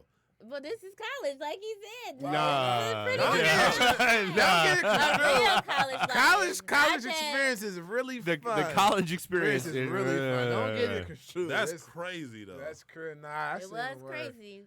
I've been to Project X type parties in the apartment. The police came. Shh, it's literally 120 people in this 2-bedroom apartment. When the police come, everybody's hiding, silent, quiet. like lights off. Yeah, Oh, we I did that. like- That was high school. They're for like- me. I was it's gonna like- say, that's high school. But no, I didn't do that. We went on no parties like that in high school. But people shooting. That's when they started shooting in. But no, that was really fun. I Man, enjoyed okay, college. that hostel story. Okay, wow. I was Caucasian in New Hampshire. They weren't going to shoot me. I was good. I was good. Lucky you. We weren't Must be going to nice. house parties in high school. But I mean, But my point Vina was to- there, so at the It's for we have to start going abroad too. Like in Morocco, it's free education, free college education. It's countries that have it. Yeah, We just yeah. need to get out there. And they rank higher in education too. Exactly, because they giving you the real shit. So, but does it devalue it though? Like, I guess like that's my question. If Well, like it if seems truly like like it. truly if a college education has no cost to it whatsoever other than time, does that devalue what that piece of paper means? No, because think it it's makes the it education isn't. Yeah. We always told the education should be priceless because the knowledge carries on forever. Here's my thing. Okay, you're getting No. Does it? Because I'll fight this point, dude. So I graduated with a double major, biochem and theater arts. Yeah, it definitely do. Woohoo. It would I don't devalue do your a paper. damn thing with either one of them. Yeah. Well, Right. I'm a little theatrical, Yeah. but It would devalue the paper itself because, like you just said, the paper itself now means because it's nothing. inflation. Well, because it's like it's like if there's more money It would floating mean nothing around, to you, then but- money means but less. it would mean nothing to you, but there will also be better people. I say more knowledgeable people working at companies, which means That's you would the get part See better now, that I productivity. like so No, that's that's like the so part to I me would- that's to me, yeah. and I like joke about the college experience, but to me like the college experience is going somewhere and getting outside your circle and opening up your world a little bit. So it's more Comfort about the zone. social aspects to me Exactly. than it is anything else. Like Head that, Start. yeah, like But that's it, like, it comes back to the education, though. It comes back to the curriculum and who's teaching it. So Well, like he said, True. the first it's in some classes, but for the most part, if like you he can said, make you can show education people free what's for going on 12 there. years, 4 more won't hurt. Yeah, but what about the 4 after that? that's true. Like that may be the Dude, most. no, honestly, like, dude, and this is why, like, I've had so many people that have asked me over the years, and both employers and friends, that are like, dude, why don't you go get your master's? Why don't you go get your PhD? I don't want to, like, because to me, like, those are useless effing degrees. Like, so because here's the, and I've fought with every HR department in every company that I've ever been a hiring capacity for, where if you bring me 2 resumes. One just got out of college with their 4-year computer science degree, and one has been out in the said screw college, I'm gonna go do shit, and has been doing shit for 4 years. I want that person that's been doing shit for 4 years 100 times out of 100. Right. than that person who just learned how to answer questions from Well, a book. I will Yeah. counter that story with one of my own. Like I said, I went to trade school 5 years. Now, with the trade school, you went to school and you worked, so you got both, which is what I honestly think is what you need. You need knowledge Yeah. and experience. So true. that's the model. There was actually a program from the state of Michigan that we helped promote for a while Yeah. that did that whole almost an apprenticeship model where it was you went to school for 6 months and you work for 6 months. Yeah. And dude, that's the German model. And I mean, say what you will about Germany, they're efficient as shit. And so like that's why they don't have the workforce issues that we have. Dude, there are so many companies right now, especially from an IT perspective, Right. that can't find talent. So like more and more companies, like so there's a company, I love them, Detroit Labs. They do like a lot of like if you've ever used like the Domino's mobile app, they developed that. Chevy, they did that. They've done some great stuff. Like 5 years ago, they started their apprentice program where they said we can't find the right talent, so we're going to home grow it. And so they bring you in, they pay you a working wage, like a living wage, while you're in that apprentice program.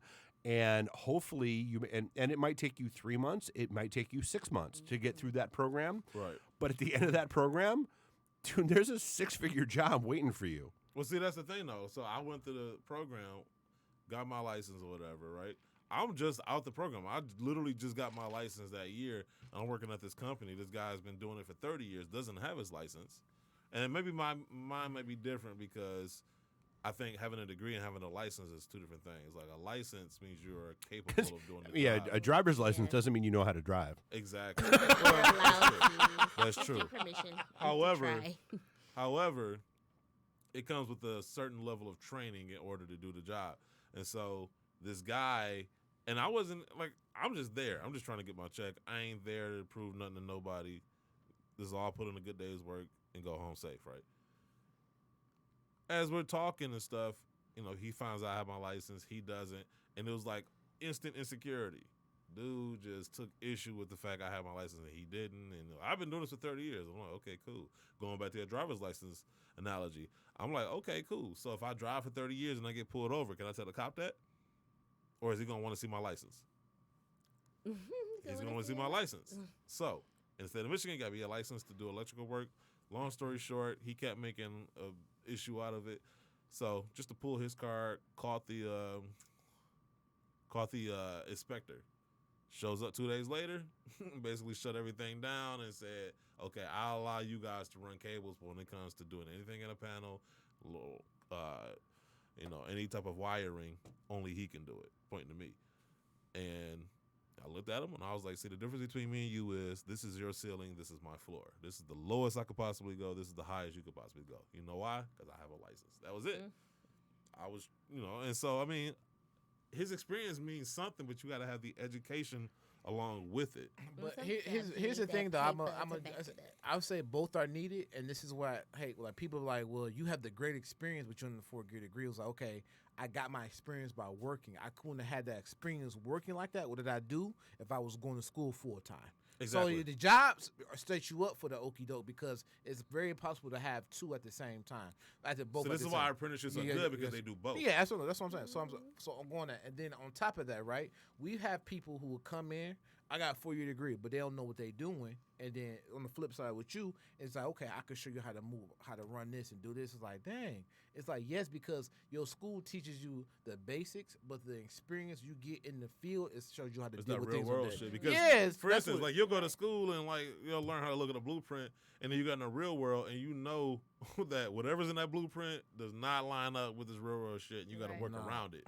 You know And what I'm then saying? you gotta think like when like he said you learn. I feel like you learn the theory or like you said the basics of it because when you get in there you go. Every boss Yeah. trains different. That's what the book says. How it Right. works. But this Okay, is but how the it book works is 5 here. years old. Exactly. Here's how shit really works now. Yeah. Exactly. We've upgraded. and this your is working different. experience is different on the company and your leadership and your coworkers. So I think Yep. it's like I said, it varies. Like you kind of need that balance, though. Yeah. But speaking of education, let's get to some stupid shit. This week in stupid. Great way to follow I'm up sorry, education. yes. Have you not That's been a segue. listening for the last hour and 50 minutes? Like, we're going to get into some stupid shit. Yes.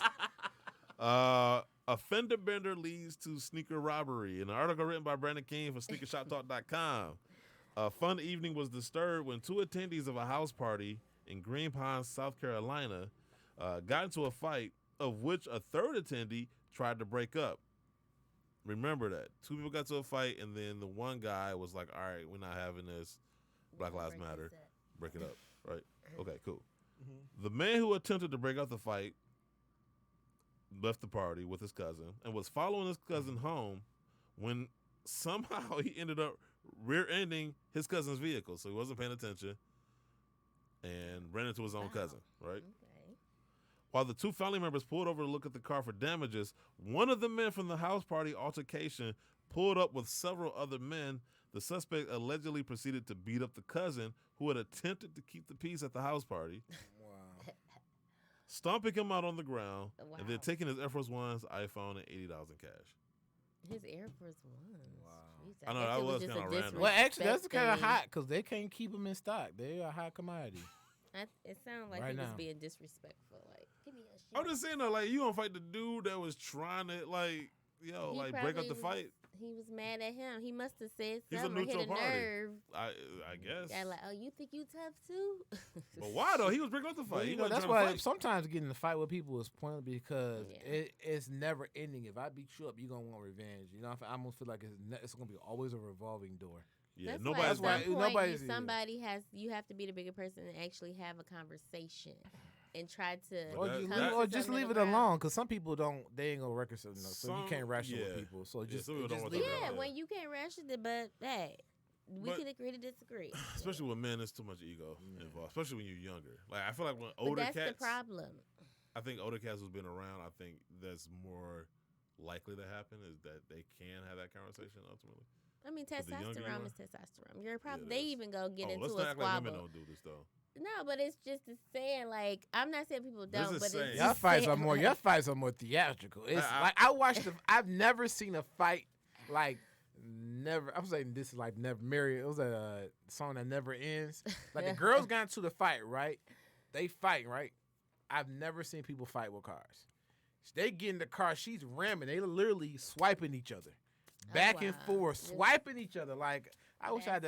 It was just that like. is that type of Like, crazy. just say, Yeah. okay, y'all broke up, y'all fought, y'all got it out. They went in the cars, went at it with the cars. Like, There's a saying that you could put two men who are enemies in a room and they'll walk out as friends, and you could put two women who are friends in a room and they'll walk out as enemies. And that probably makes a lot of sense. But no, I mean, women, y'all are so emotional.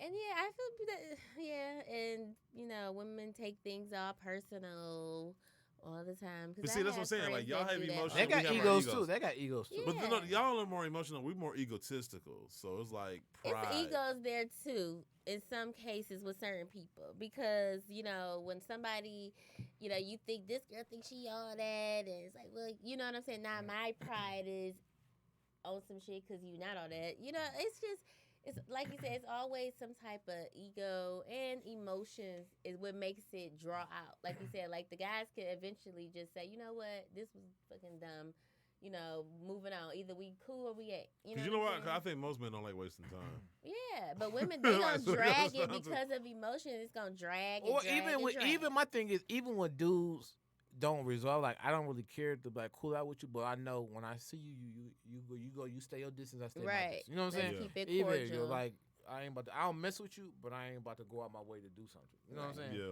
With girls, she'll probably be looking like, giving you some type of look or something. Oh, that's all it takes for y'all. Like, look, That look. Well, it do for Like- dudes, it to be like that too. What you looking at? Like stuff like like that. I've seen guys look and get mad saying like he's looking at me. Like, okay, a little crazy. I'd be like, yo, unless you come, like, you ain't about to do nothing, so shit, you can look all you want to. Look all you want, don't touch. That's the motto. Look but don't touch. Yeah. Well, somebody got touched in this next story. Another Sneaker beatdown. sale leads to high-speed car chase. This might be the craziest batch of stories. What sneakers was selling that day? An article written once again by Brandon King for SneakerShopTalk.com. Police in Redding, California responded to a robbery call. A robbery call in the south part of town. En route to the call, responding officers were made aware that the victim was chasing after the alleged perpetrators. The victim, 19-year-old Anthony Larson, and his family were in two separate vehicles pursuing the suspect from Redding, California, all the way to Anderson, California, a distance of about 12 miles. Wow. On the phone. Jeez. Yeah, well, it depends. It depends on the shoe, like you said. That's what I said. I need to hear. The police investigation uncovered that 19-year-old Austin Ryan Alexander, along with a 15-year-old, made arrangements to purchase Nike sneakers from Anthony. Anthony and the two suspects agreed to meet at a location in South Redding. At the meetup location, the suspect said that he desired to inspect the shoes, to which Anthony agreed.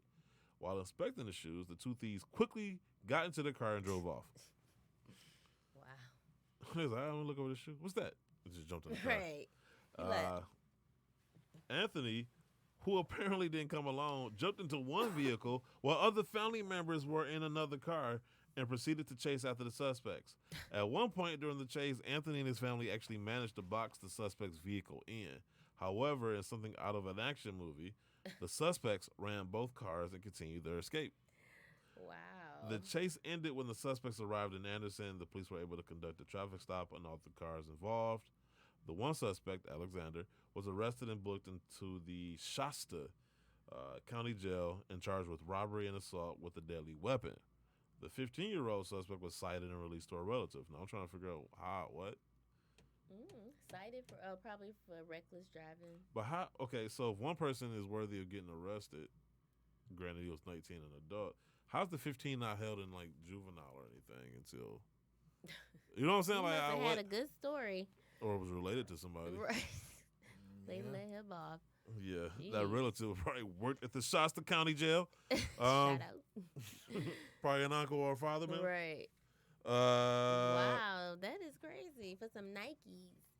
Now, man. this is my question. I know y'all about to wrap it up. And I've been thinking about this all week because I've been, weighing out my own decisions since we're talking about sneakers here. Like, now, quality and, quantity. To buy, like, a pair of Versace shoes, right? Gym shoes, sneakers. You're paying about, $800 versus, some Pumas that may look similar. Would I be, is the shoe gonna feel better? The Puma, like, does it matter? Is it more comfortable? Well, because I know some expensive shoes are not. yes. I was gonna say at that point you buying the name.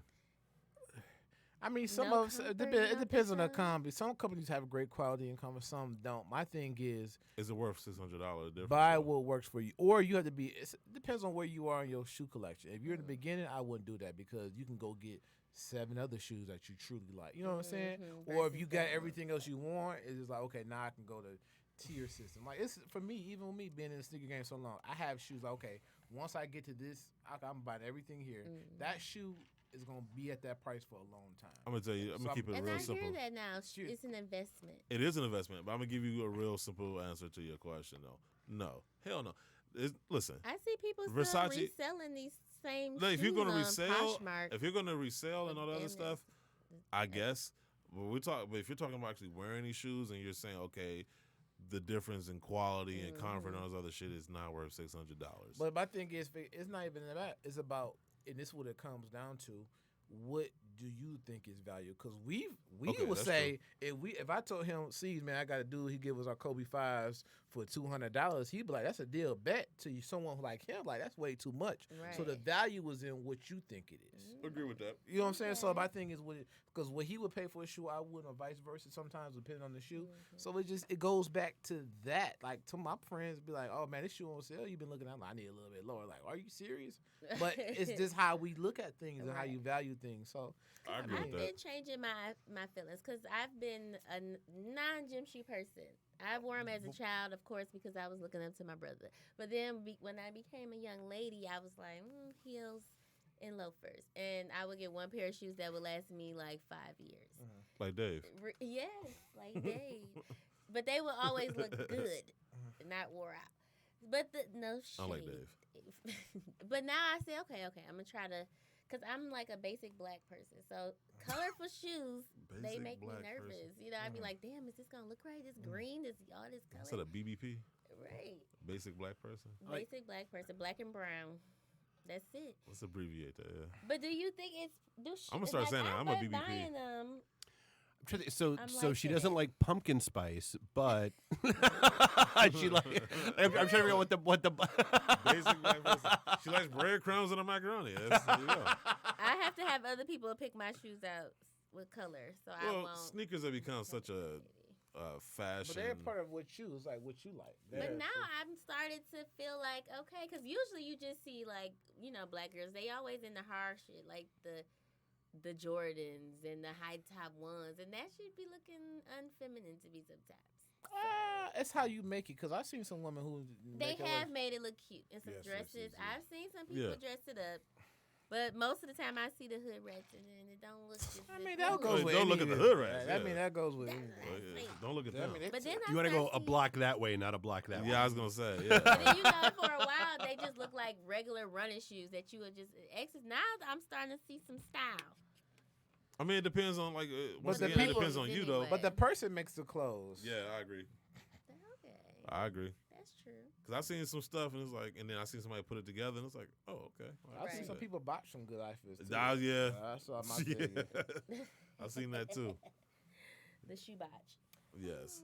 So no, I mean it depends on it depends on you and your style. Like some people, I'll be the first to admit, like because I wear a size 15, like so like some things I can't get away with. Like I can't wear like regular Chuck Taylors because they just make my feet look abnormally long, like as if I need them to look any longer than they already are.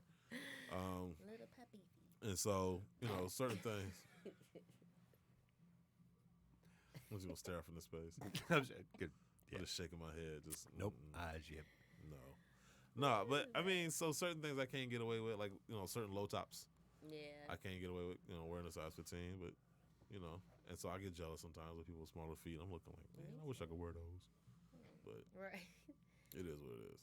Tape your feet up like the Asians. Keep them small. Too late for that. I look- Binding, yeah. It's too late. All right. for Well, that. I got people waiting for me at Oh, a yeah, bar go in ahead. Hamtramck. So, Go ahead. So- what are we doing? Oh, What's shit, new, okay, babe? yeah. What's new? So what was this episode 267? Thank you guys for Yes. No having problem. me. No problem. Hopefully we have you back another time on another Yes. show. Get my And questions together. yes, most definitely. Have a Yeah, I lot. would like to have a woman's point of view on certain things. But episode Because 267. God knows I'm no help in general. So yeah. Bands only. No, you actually came in instrumental with the sugar thing. So Yeah. yeah, so you were vital for that one. But we'll see you guys next week. We out. All right, peace. Ooh.